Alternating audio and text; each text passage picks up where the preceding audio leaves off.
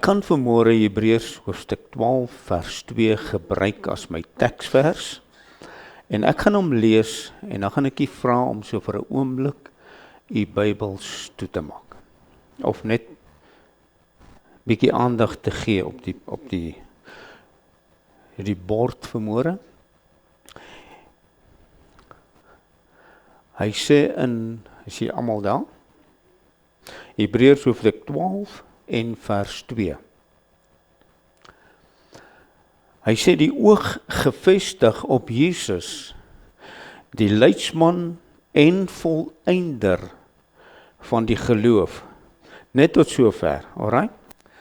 Ek weet dit gaan oor die vreugde verder, maar ek wil gou hê jy moet kyk na wat die engel sê. Looking unto Jesus, the author and the finisher of our faith. The author and the finisher of our faith.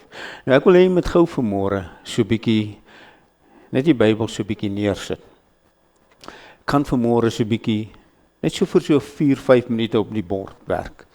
Ons weet dat daar was 'n Ou Testamentiese bedeling en ons weet daar is 'n Nuwe Testamentiese bedeling. En ons weet dat die scheidingslyn, of soos wat die Engelsman sou sê, the dividing line, het gebeur toe die volheid van tyd aangebreek het. En ons weet dat God het aan die Ou Testamentiese gelowiges beloftes gemaak. Daar was beloftes gemaak. Vader, help my net so 'n bietjie. Daar was beloftes gemaak en hierdie beloftes kan jy in Hebreërs 11 gaan lees. Dit was daarvan Abel af. En dit het deurgetrek die hele Ou Testament, Abel, Noag, Moses, Abraham, tot Elia, Elisa. Hebreërs hoofstuk 11 praat van al daardie, kom ons sê dit, uitstaande gelowiges in die Ou Testamentiese bedeling. Kom ons noem dit uitstaande gelowiges. En alles het gebeur tot op die tyd dat die hoogtepunt van God se plan in werking gekom het. En toe sien ons dat daar was beloftes voor die kruis. En toe kom daar vervulling. Alright, vervulling. Toe is daar vervulling van beloftes. En nou wil ek hê jy moet baie mooi hoor dat die skrif sê dat al daardie beloftes wat aan hulle gemaak was, het nooit in vervulling gegaan nie. Kom ek quoteer gou vir u 'n bietjie Hebreërs hoofstuk 1. Hy sê, nadat God baie keer en op baie maniere in die ou tyd tot die vaders gespreek het deur die profete, het hy aan hierdie laaste dae tot ons gespreek deur die Seun. Luister mooi, wat hy as erfgenaam van alles aangestel het. Ek gaan nou maar praat met my rug na julle, nie erfgenaam van alles aangestel het, deur wie hy ook die wêreld gemaak het. Alright? Ek gaan hierdie wêreld, deur wie hy ook die wêreld gemaak het. Hy wat die afskynsel is van sy heerlikheid en die afdruksel van sy wese en alles dra deur die woord van sy krag en nadat hy deur homself die reiniging van ons sondes bewerkstellig het gaan sit. Hy het gaan sit aan die regterhand. Aan die regterhand in die hoogte terwyl hy soveel uitnemender geword het. Dit is 'n baie belangrike woord. So terwyl hy soveel uitnemender geword het as die engele, na mate hy 'n voortreffeliker naam geërf het as hulle. As ek hier na die boek van die Romeine toe vat, hy sê Romeine, Paulus 'n diensknegt van Jesus Christus, 'n geroepe apostel, afgesonder tot die evangelie van Christus wat God beloof het. Alright? So die belofte is dan vervul, of die belofte dat hy dan nou erfgename bekend sal maak van dit wat voorheen nie of die beloftes dan in vervulling maak, wat beloof was, wat nooit in vervulling gegaan het. Nou as jy hy sê, hy het soveel uitnemender geword as die engele. Nou luister vanmôre, asseblief, hierdie woord uitnemender is die hoogste gesag of posisie wat ooit aan enige iemand aangebied was, wat selfs hoër is as daai. So, die belofte van die uitnemender posisie was, dat enige geskape wese, luister baie mooi na my woorde, enige geskape wese, van voor Adam, Abel af, voor Adam, voor Eva, voor Adam af, enige geskape wese, van daar af, totdat het op die plek van verheerliking gekom het, was almal dan ondergeskik aan daardie posisie. En hy sê, hy het baie seuns, Romeine hoofstuk, of Hebreërs 10 vers, sê hy het baie seuns na die heerlikheid gebring. Alright? En hierdie heerlikheid is presies dit wat hy sê, dat die posisie waar almal verhoog dan is 'n posisie waar almal wat geskape wese is, ondergeskik is aan hierdie posisie. Hoor jy wat ek sê? Selfs die wesens in die onsigbare wêreld en die wesens wat geskape is reg van die begin af, is almal ondergeskik aan die posisie van verheerliking. Alright? Nou moet ek en jy uitvind, wat is die beloftes en wat is die vervulling? Wat is die beloftes en wat is die vervulling? Want hy is 'n posisie verhef, alright? Bo alles, die skrif sê bo alles, owerhede, magte, heerskappye, wêreldheersers van die duisternis van hierdie eeu, selfs oor die bose geeste in die lig. En hy het daar die plek van verheerliking gekry. En sodat alles wat geskape is, voor die grondlegging van die wêreld, totdat hierdie plek van, of hierdie dividing line, of hierdie plek van posisie aangebreek het, is alles ondergeskik aan die posisie van verheerliking. Het jy gehoor wat ek sê? Alles is ondergeskik aan die posisie van verheerliking. Maak nie saak of dit vleeswêreld en of dit geeswêreld is nie. Alles is ondergeskik aan daardie posisie. Hardloop jou kop 'n bietjie met jou rond vanmôre. Nou moet jou kop met jou regtig. Nou moet jy sê, Here, laat ek regtig vanmôre hoor wat jy sê. Ek moet regtig hoor vanmôre. Ek moet regtig baie mooi hoor vanmôre. Want as die Here Jesus in daardie plek van verheerliking sit, en alles is ondergeskik, maak nie saak wat geskape is in die heelal nie, is ondergeskik aan hom.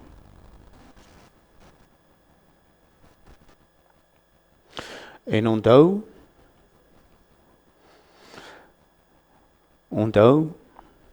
alles is ondergeskik aan hom. Nie net aan hom nie, maar aan die posisie van heerlikheid of die posisie van verheerliking. En nou sê hy het baie seuns. Hy het baie seuns na die heerlikheid gebring, sodat hy die eersgeborene kan wees onder baie broeders. Alright? En soos julle almal weet, in die geestesrealm is daar nie man en vrou nie.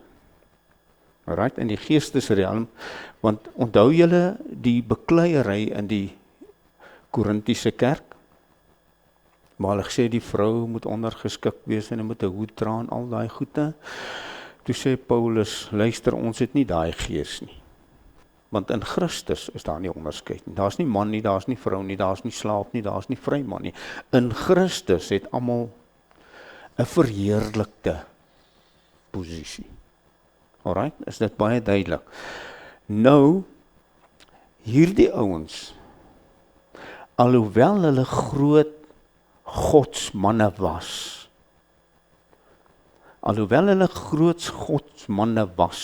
het hulle nooit die posisie bereik nie. En ek gaan vir jou nou so 'n bietjie, ek gaan vir jou alles uit die skrif uitwys, want hulle het geloof gehad in 'n belofte wat moes plaasvind. Alright? Hebreërs 11 sê, geloof is 'n vaste vertroue op die dinge wat ons hoop. So hulle het geloof gehad in 'n hoop dat 'n belofte sou plaasvind. Hulle het geloof gehad in 'n belofte dat die hoop wat beloof is, vervul sou word, maar hulle het dit nooit bereik nie. Maak nie saak hoe groot hulle was nie, hulle het dit nooit bereik nie.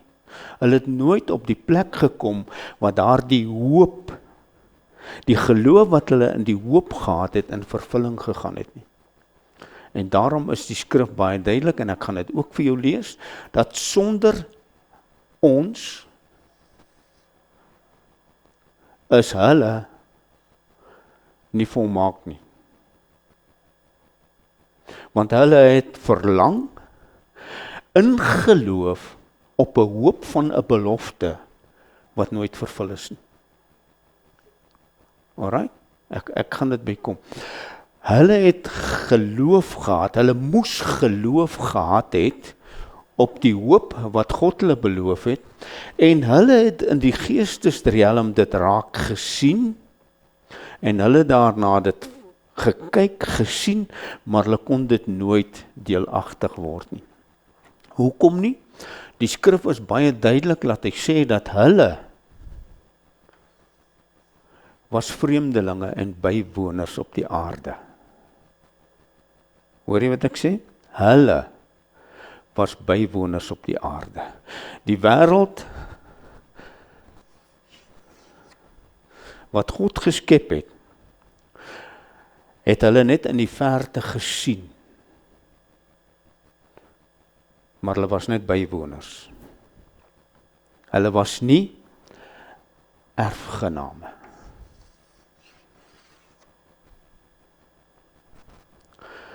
Is dit baie duidelik? Is my prentjie baie duidelik? Kinders het erfgename geword van 'n belofte wat gemaak was aan die voorvaders, sodat die saad aan wie die belofte gemaak is, erfgename kon word van die belofte. OK, kan ek weet nie, kan ek dit duideliker uitspel? Ons sien dat daar 'n duidelike onderskeid gekom het toe die kruisiging plaasgevind het. 'n duidelike onderskeid geword het.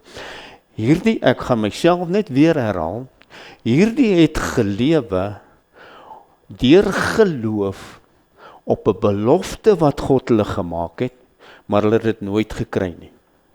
Hierdie ouens leef dan of veronderstel om vanuit die verheerliking erfgename van die wêreld wat God gemaak het, te lewe om die belofte wat gemaak is deel van hulle lewe te hê. Is dit baie duidelik? Kan ons duidelik die verskil sien? OK, so kom ek blaai saam met jou, of blaai saam met my nou na die boek van Hebreërs hoofstuk 11, en nou gaan ek net bevestig dit wat ek jou vertel het. Ek gaan dit vir jou net gou bevestig, al die dinge gaan ek nou vir jou bevestig, en dan kan ek en jy sien waar ons inpas in die plan van die Here. Alright, Hebreërs hoofstuk 11 vers 39. Ek gaan 'n bietjie rondspring met die verse sodat ek die konteks vir jou kan uitkry. Hebreërs hoofstuk 11 vers 39. Luister. En alhoewel hulle almal, hoor jy, alhoewel hulle almal deur die geloof getuienis ontvang het. Hoor jy, alhoewel hulle almal deur die geloof getuienis ontvang het, het hulle die belofte nie verkry nie. So God het geweldige getuienisse in hulle lewe gehad. Hulle het geweldig in daardie geloof vasgevang gebly, want hulle het uitgesien na 'n hoop wat vir hulle is. Maar luister weer wat die skrif sê, luister weer wat, alhoewel hulle almal deur die geloof getuienis ontvang het, het hulle die belofte nie verkry nie. Ek wil nie sê 'n waste nie, maar wat 'n fondasie wat gelê was vir die belofte van die toekoms. So hulle kon dit net nie kry nie. Nou blaai net, of gaan net 'n bietjie verder terug, na vers 13 toe van dieselfde hoofstuk. Vers 13. Luister nou baie mooi. In die geloof het hulle almal gesterwe, sonder die beloftes, of sonder om die beloftes te verkry, maar hulle het dit uit die verte gesien, en geglo, en begroet, en hulle het bely dat hulle vreemdelinge en bywoners op die aarde was.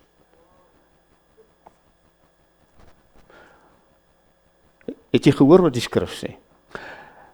They all died, these all died in faith. Hulle het almal in geloof gesterf. My vrou sê altyd, probeer 'n bietjie mooier skryf. Hulle het almal in geloof gesterf. They all died in faith, but have not received the promise. But they saw the promise from afar, and they were persuaded of them. Hulle was verseker, hulle het dit vasgehou, hulle het daaraan vasgehang, maar hulle het geweet dat they are only strangers and they are only pilgrims. Met ander woorde, hulle het net 'n tydelike wêreld belewe. Kan ek dit weer sê? Hulle het net 'n tydelike wêreld belewe wat bestaan het in geloof, in die hoop wat geopenbaar sou word. Het jy gehoor wat ek sê? Hulle het net 'n tydelike wêreld beleef. Hulle het met hulle geloof aanvaar. Here, ons is net vreemdelinge, ons is net bywoners, maar ons sal aan die geslag wat kom bewys lewer dat God beloftes gemaak het en ons in geloof daarmee vasgehou het, selfs al was die onmoontlike van ons verwag. Het ons maar Here, die belofte wat jy gemaak het, weet ons gaan dit nie kry nie. Maar ek weet hoe dit lyk. Ek weet wat dit is. Toe die Here Jesus gekonfronteer was met die Fariseërs, toe sê hy, voordat Abraham daar was ek al reeds. En hulle sê vir hom, jy is nog nie eens 50 jaar oud nie, hoe kan jy weet? Hy sê, maar die evangelie is al reeds aan Abraham gewys. Ek gebruik net my eie woorde. So hierdie geloofsreëse van God in die Ou Testament het geweet wat dit is, maar ook geweet dat hulle bywoners is. Hulle het geweet in die wêreld waar hulle huidiglik is 'n wêreld wat net tydelik is. En hulle lewe in hierdie wêreld is ook net tydelik. OK. Lyk my julle het dit gevang. Vers 14 van dieselfde hoofstuk. Vers 14. Luister nou baie mooi, want die wat sulke dinge sê, verklaar dat hulle 'n vaderland soek. Alright? Hulle is vreemdelinge en hulle is bywoners. Hulle sien 'n vaderland in die verte en hulle verklaar dat hulle soek na die vaderland wat voor lê. En hulle het nie 'n vaderland nie, hulle het net 'n tydelike woonplek. Kan ek dit vir u weer lees? Kom ons bring dit in perspektief. Hy sê, Want die wat sulke dinge sê, verklaar dat hulle 'n vaderland soek. Wat sê hulle? Vers 13, in die geloof het hulle almal gesterwe, sonder om die belofte te verkry, maar hulle het dit uit die verte gesien en geglo en begroet en bely dat hulle vreemdelinge op die aarde is.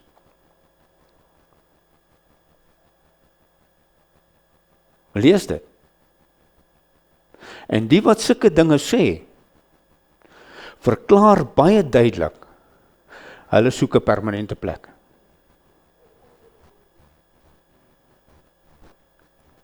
Lees maar, lees wat hy daar sê. Hulle verklaar baie duidelik, ons soek 'n permanente blyplek. Want ons is in hierdie wêreld waar ons is ons net vreemdelinge en ons is net bywoners. Alright?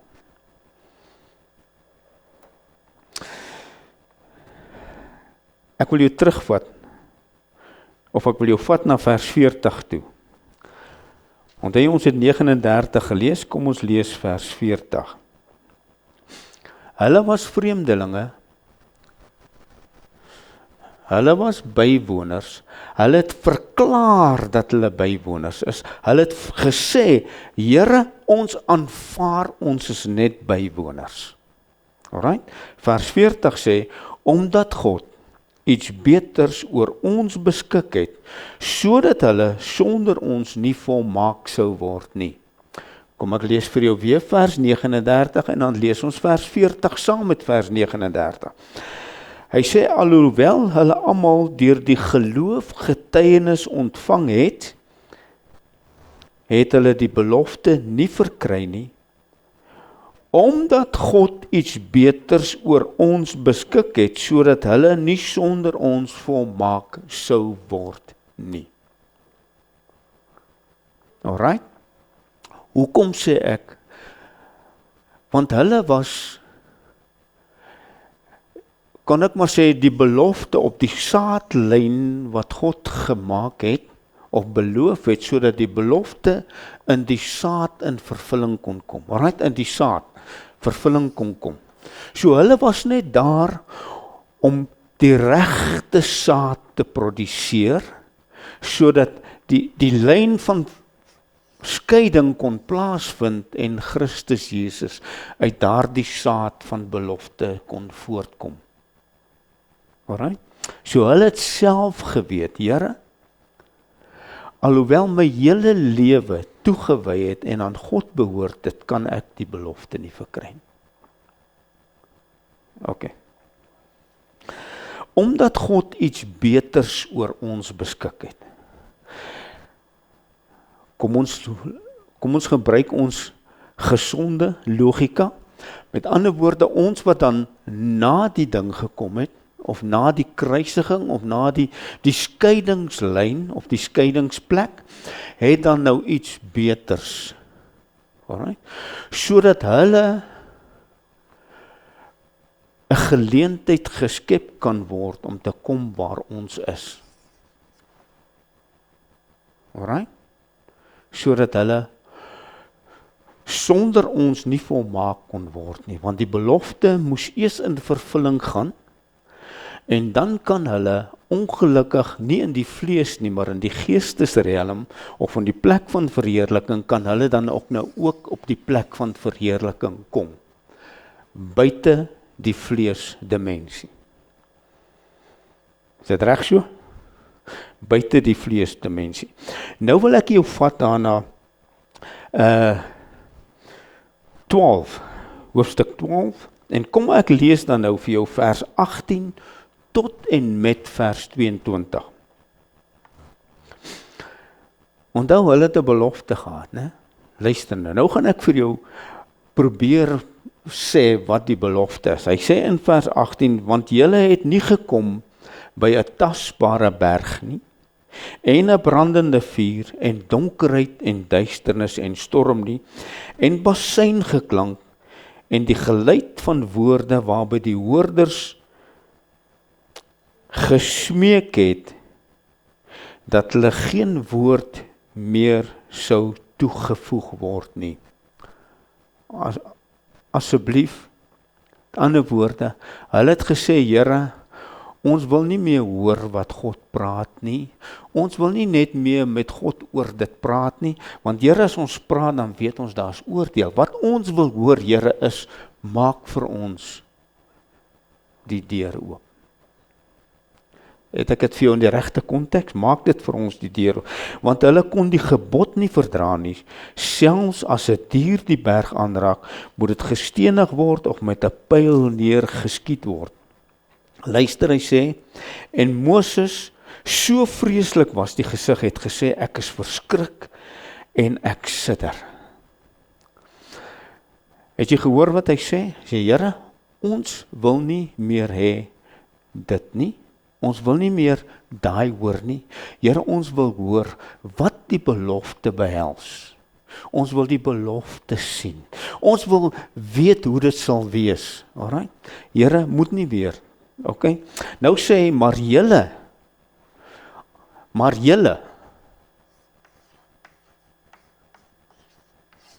wie is die julle? Hulle wat na die openbaarmaking van die belofte lewe. Maar julle het gekom by die berg Sion. En die stad van die lewende God, die hemelse Jerusalem en 10.000 engele, en by die feestelike vergadering en die gemeente van die eersgeborenes wat in die hemel opgeskryf is, en by God die regter van almal, en by die geeste van die volmaakte regverdiges. Waar het ons gekom? Ons het gekom by die plek waar hulle wou wees. Ons het gekom by die plek waar hulle wil wees.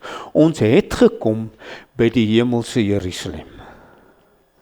Alright, ons het gekom by die hemelse Jerusalem. Ons het gekom by die stad van God. Ons het nie gekom by hierdie stad nie. Hulle het daai stad verlang. Maar ons het gekom by die wêreld wat God geskep het. Ons het gekom by die berg Sion en by die stad van die lewende God, die hemelse Jerusalem en die 10.000 engele.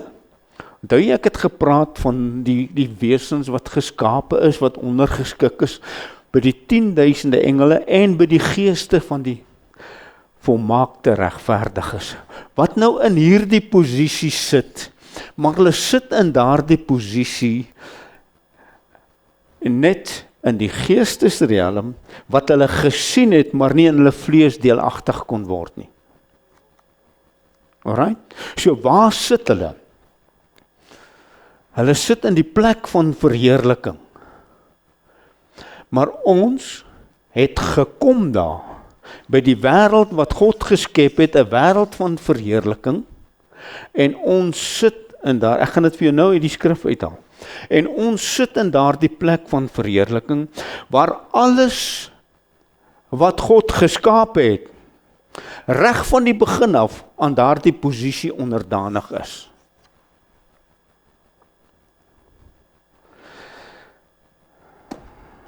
Hoor jy wat ek sê? Nou wil ek vanmôre vir jou sê, voor ek verder net na dit gaan.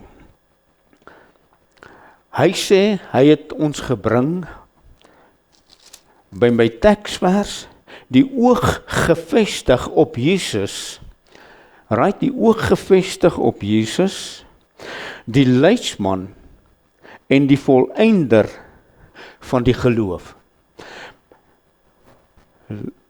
Rensja, hoor vanmôre, as ek hier gekom het ek nie daai geloof nodig nie. Ek sê, as ek hier gekom het ek nie daai geloof nodig nie. Christus is die leidsman. Hy is die een wat voorgeloop het. Hy is die een wat vervul het. Hy is die een wat die weg voorberei het. Hy is die een wat dit op 'n plek gebring het, waar my geloof gestop het. Hoor jy wat ek sê? Waar hy is die volëinder van die geloof. Hy het hierdie geloof, wat hier nodig was, het hy gesê, jy het nie meer nodig nie. Al wat jy nodig het, is om te aanvaar waar jy sit. Nou, as ek nou praat, geloof is 'n vaste vertroue op die dinge wat ek hoop. Is dit vir hierdie ouens of is dit vir hierdie mense? Want hy is die volëinder van my geloof. Hy het vervul wat geloof nodig gehad het om 'n werklikheid te word. Hy het gesê, geloof stop, aanvaar wat ek gedoen het. Tannie Katrine, dit maak dit lekker, né? Hy het gesê, jy het nie geloof nodig om daar te wees nie. Ek het geloof volëindig. Ek is die volëinder van jou geloof. Jy kan nou net aanvaar wat ek gedoen het. En as jy dit aanvaar het, kan die strome van lewende water, wat in jou binneste is, wat vanuit jou vloei, die tuin van God benat in die wêreld wat God vir jou geskep het.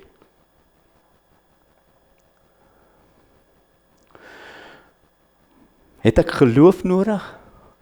Of het ek aanvaarding nodig?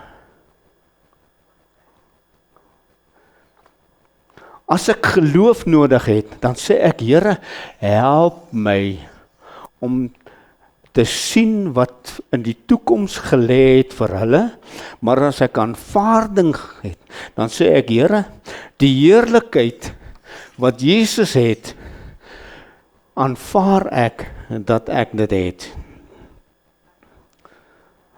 Hebreërs hoofstuk 12 vers 10 sê, die B-gedeelte, alright? Hy praat oor die vaders, maar hy sê in die B-gedeelte, sodat ons sy heiligheid deelagtig kan word. Sodat ek is in vers 10, maar ek vat die laaste gedeelte van vers 10. Alright? Want as ek vir jou die voorste gedeelte lees, dan gaan jy dit koppel aan die vaders wat hier was, wat ons getuigtig het vir 'n kort tydjie. Maar as ek vir jou die tweede gedeelte sê, dan sê ek vir jou, sodat ons sy heiligheid deelagtig kan word. Nou as hy vir my sy heiligheid beskikbaar gestel het, het ek geloof of aanvaarding? Ek aanvaar dat hy vir my sy heiligheid beskikbaar gestel het. En as hy sy heiligheid vir my beskikbaar gestel het, is ek mos dan?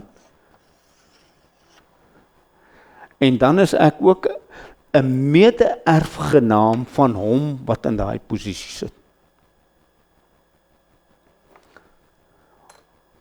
As hy vir my, ek wil dit weer sê, sy heiligheid, as ek sy heiligheid deelagtig geword het, het ek nie geloof nodig om dit deelagtig te word nie, ek het aanvaarding. Ek aanvaar dat ek dit deelagtig geword. En as ek dit aanvaar het, dan word ek verander as 'n erfgenaam na dieselfde beeld en na dieselfde posisie. Dit is nie so moeilik nie. Ons moet net die skrif in konteks kry. Ok, nou sê hy vir ons, waar is hierdie plek van verheerliking? Onthou toe ek vir jou gekwoteer het, en ek sê, hy wat die beeld van die onsienlike God, en hy sit aan die regterhand van die Vader. Ek het dit mos vir jou gekwoteer, alright? Ek het dit vir jou so gekwoteer. Nou wil ek hê jy moet gou saam met my na Efesiërs hoofstuk 2 toe gaan. Efesiërs hoofstuk 2. En ek gaan vir u vers Efesiërs hoofstuk 2 vers 4. En ek gaan vir jou lees tot en met vers 6. Right, bly maar is reg. Hy sê, maar God wat ryk is in barmhartigheid, het ons deur sy groote liefde waarmee hy ons lief gehad het, vers 4, maar God wat ryk is aan barmhartigheid, het ons deur sy groote liefde waarmee hy ons lief gehad het, ook toe ons dood was, deur die misdade, lewend gemaak, saam met Christus, uit genade is julle gered, en saam opgewek, en saam laat sit, in die hemele in Christus. Nou as ek uit genade gered is, en die liefde van God aanvaar het, het ek geloof nodig om in daai posisie te kom, of het ek net die aanvaarding nodig, dat God my alreeds in daai plek gesit het. So as hy nou aan die regterhand van die Vader sit, verhewe bo alles wat God geskep het, reg van die begin van die wêreld af, en hy sê vir my, ek het jou waardig gemaak, ek het die beloftes wat ek aan die Vader gemaak het, of aan die Vaders gemaak het ek deur hierdie daad in vervulling laat kom, en nou sê ek vir jou, jy het nie geloof nodig om daar te kom nie.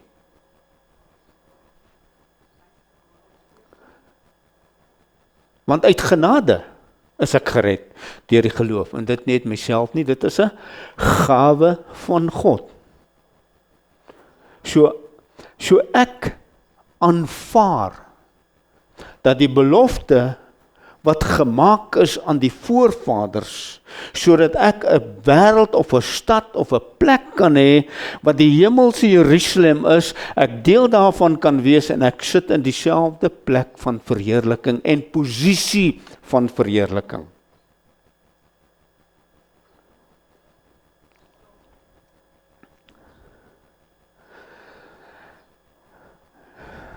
Ja. Nou, hy het mos nou so pas vir ons gesê in Hebreërs 2 vers 10, sodat ons deelgenote van sy goddelike natuur kan wees. Moet ek dit vir jou weer lees? Asseblief, Hebreërs hoofstuk 10 vers 2.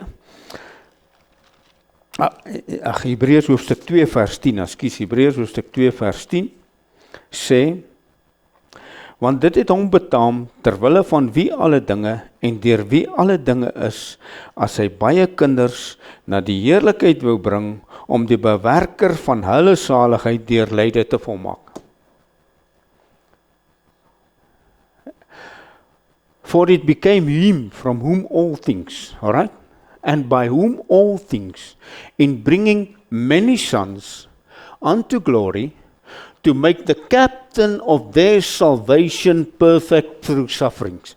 Met ander woorde, hy het die leidsman en die volëinder perfek gemaak, sodat my geloof tot 'n einde kan kom, en ek kan aanvaar wat hy vir my gemaak het, dat ek sy heerlikheid deelagtig kan word. Prys God. Kom ek lees dit net weer 'n bietjie.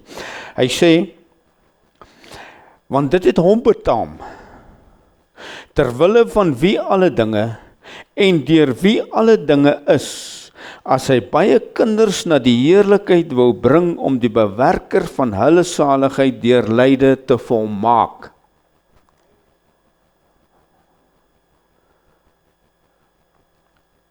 Luister vanmôre. Wie die prys betaal vir jou verheerliking? Hy het. So watter prys moet ek betaal om die heerlikheid te kry? Ek moet dit net aanvaar. Daarom sê hy, toe hy hier gehang het, het hy al jou beskuldigers vir jou uit die weg uitgeruim. Alles het hy vir jou uit die weg uitgeruim. Sodat die belofte wat God van Abel gemaak het, tot en met die laaste profeet in vervulling kon gaan, sodat jy die heerlikheid van God, sodat jy nie 'n vreemdeling en 'n bywoner in die wêreld van God moet wees nie. Ons hoef nie uit te kyk na 'n heerlikheid wat eendag sal wees nie. Ons is erfgename. Ons is mede-erfgename in die wêreld wat God geskep het, waar Christus aan die regterhand van God sit en waar jy sit.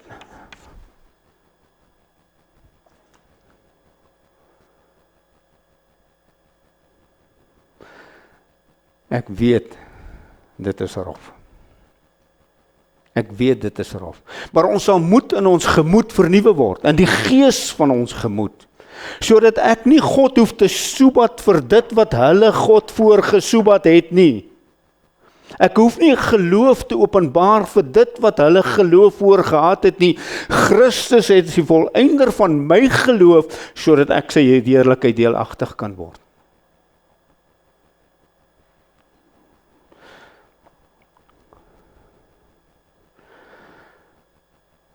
Nou moet jy vir jouself vanmôre vra, Here, waar lewe ek?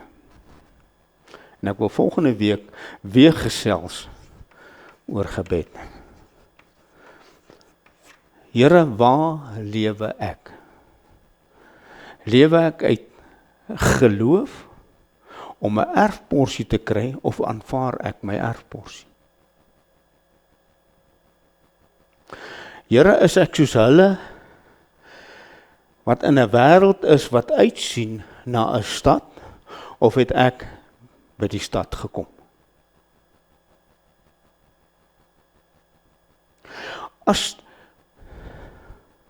Hoe gaan ek dit nou mooi sê, Vader?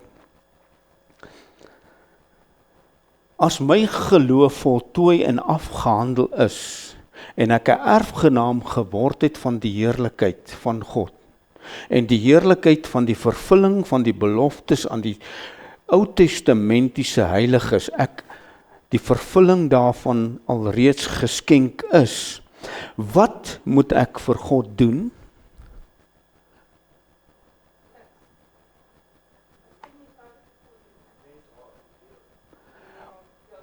Baie dankie.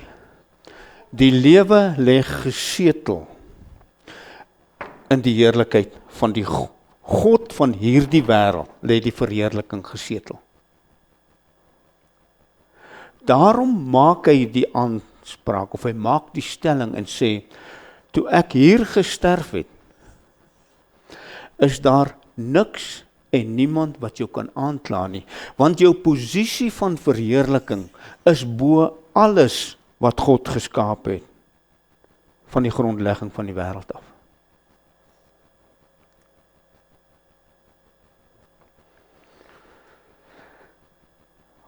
As hy die beeld is, the image en die beeld en die perfekte afbeelding van God is, voordat hy verheerlik was, en ek en jy alreeds verheerlik is dit nie moontlik dat ons dieselfde afbeelding en verheerliking en beeld van God kan wees nie. Is dit dan nie moontlik dat as hy vir my daardie erfporsie beskikbaar gestel het en ek my erfporsie aanvaar het, dat ek my erfporsie mag uitlewe nie? Geloof is 'n vaste vertroue op die dinge wat ons hoop, 'n bewys van die dinge wat ons nie gesien het nie. Ouers, vriende, broers, susters, dis nie op ons van toepassing nie. Ons het gekom vir die hoop en die geloof wat hulle moes openbaar, om dit in die verte te kon sien, en weet dat ons dit nooit gaan erf nie, maar ons het dit in die verte gesien, maar Here, ek aanvaar, en daarom laat ek toe, dat die Gees van God my opbou tot 'n lewende steen van God in hierdie wêreld, sodat hy 'n tempel en 'n plek van verblyf het.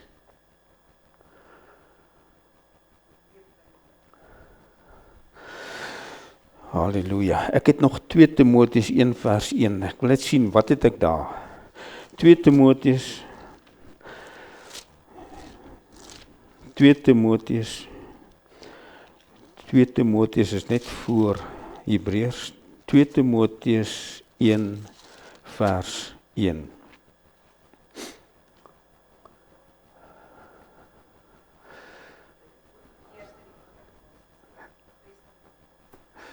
Alright? Alright?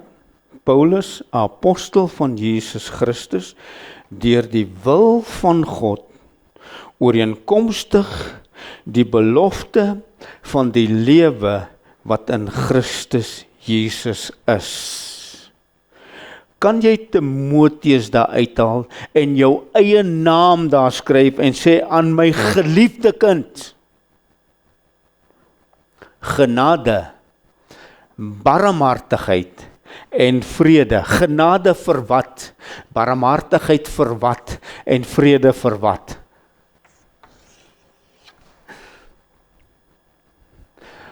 Here, partykeer dink ek het geloof nodig.